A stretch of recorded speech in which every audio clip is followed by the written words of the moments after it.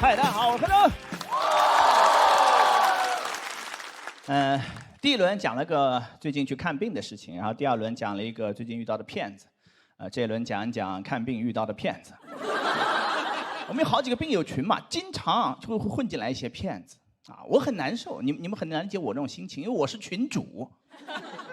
建这个群是让大家汇集力量嘛，互相帮助一下。结果骗子进来一锅就把我们全端了，我等于给骗子打了个窝，你懂吗？哎，他们就怎么说呢？就冒充患儿的家长，暗戳戳的在那打广告，啊，就听他这么一讲，你感觉我们这个病啊，上海五官科治不了，北京协和同仁都治不了，但是陕西省宝鸡市岐山县崂山路与海河路路口向北500米那个王振华医生应该有90%的把握。我老听人说寻找王医生呢，这么偏是不太好找。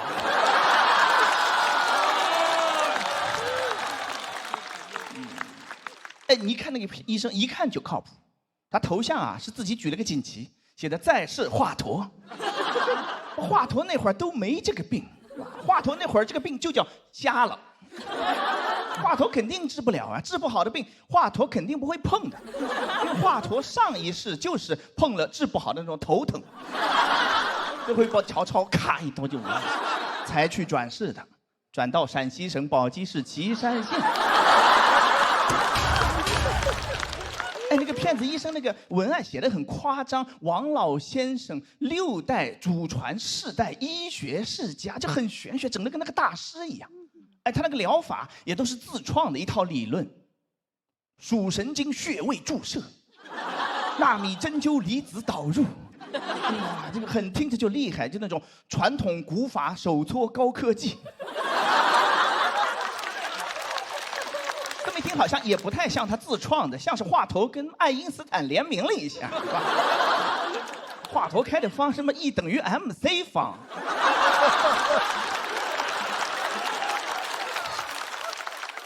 看不见看得见，那都是相对的。狭义上你看不见，广义上你被更多人看见了。我听着我就治愈了。确实是大师这么厉害的疗法，基本上治的都是那种3甲医院不敢治的病。大师主打一个胆大，大师应该派他去拜见越王勾践。而且一般怎么说呢？靠谱的治疗啊，你评估疗效首先要排除什么安慰剂效应。大师治疗主要就是给你扎针，然后充分运用安慰剂效应。它有很多种方法让你感觉视力似乎是提升了那么一点点，说给你扎1个月的针，那个视力表能多看1行，多看1行。你1个月不玩手机，能多看2行，几按睛明穴都能多看1行。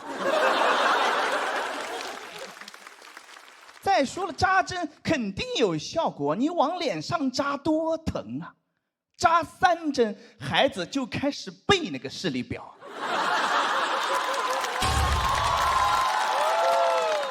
家长带着来这儿看，真是没招了，扎1个星期，孩子全招了。孩子说：“妈妈，其实我能看见，妈妈。”假头衔、假技术、假疗效，3甲医院。鉴别这种3甲医院其实不难，你就看他有没有在那营销推广做包装。正经的医院，厉害的医生哪有空啊？这忙的脚都沾不了地，对吧？现在很悲哀，被这些骗子逼的，那些医生百忙之中也得出来做这种医学科普，都刷到过吗？对吧？就被他们逼的，因为那个舆论地方你不占领，那个信息就被骗子填充了啊！逼着医生出来跟大师抢人。Doctor 硬刚 Master。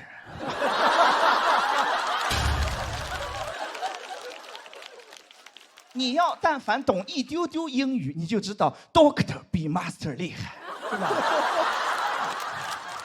你看完了 Doctor， 回头还再去看 Master， 你就是吃饱了撑的。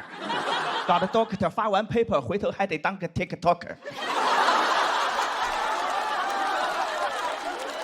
那医生啊，就无精打采、一副要死的那种，强行还在那科普说那个，大家好，我是同仁医院眼科主任，今天分享一下青少年黄斑变性这个病。这个病呢，现在还没得治，今天分享就到这儿，谢谢。骗子闻着味道就来了，下面留言说我家孩子治好了，在那个陕西宝鸡岐山县那个王。医生在上面苦口婆心，骗子在下面日进斗金。我跟好多这种家长聊过，因为后来加强了审核，进来之后呢，有人申请进群，我先审他一会儿。聊了一下，发现大多数去看这种医生的那种家长，去之前心里其实有数，知道大概没什么用，但他就觉得孩子这样了，我总不能什么都不做吧？你可以呀，什么都不做总好过你乱来呀。老想着要做点什么操作一下，家长心态跟那个散户一模一样。这钱放在账上，他难受，老想要操作一下，操作一下。你多操作几下，钱就不是你的啦。孩子还没瞎呢，家长先选择性失明了。我理解这种焦虑啊，你花点钱，问心无愧，对吧？但是能不能找点那种性价比高一点的骗子？啊，我妈就带我也去看过一个大师，但流派不一样，他是那个更古法一些，那个做了一场法事。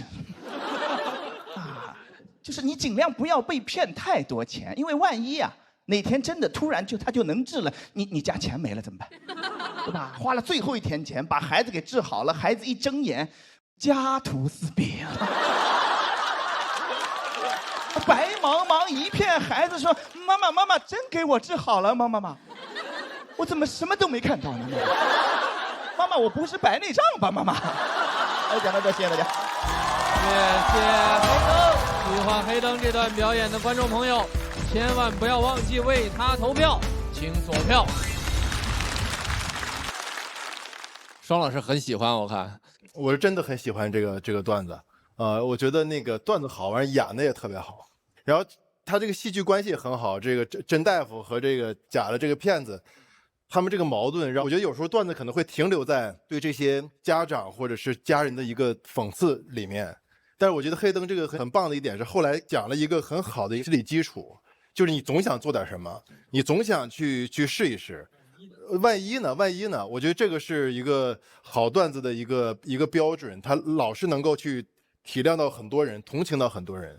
我刚才是拍完之后，其实还想拍，越到后来越好，这个段子很精彩，厉害。但是本来这篇主要是想骂那些家长来着。因为真的很生气，你知道吧？就我拦都拦不住，就怎么说都不行，是吧？你想啊，一家人对吧？有一个人说要去看的话，其他人不会说别去了，因为这样的话，这个道德就背到他身上来了，对吧？然后所以一家人其实心里都有数，然后就去看着孩子扎针，1个月好几万，就在那儿，然后也啥效果没有。所以我后来就当了这个坏人的角色。我就骂他，晾他3天，他就想通了，然后再把他拉进去。我觉得这个点特别好，但这个又太长了，写不下了。但能感觉到你已经触及到这个东西了，就是人可能在山穷水尽的时候才会相信奇迹。我觉得这个原理是特别好的。这个我非常能理解。你也有病啊？啊不，差不多，有另外一种病，不是这种。但因为我小时候是我奶奶带大的，她就是一个盲人。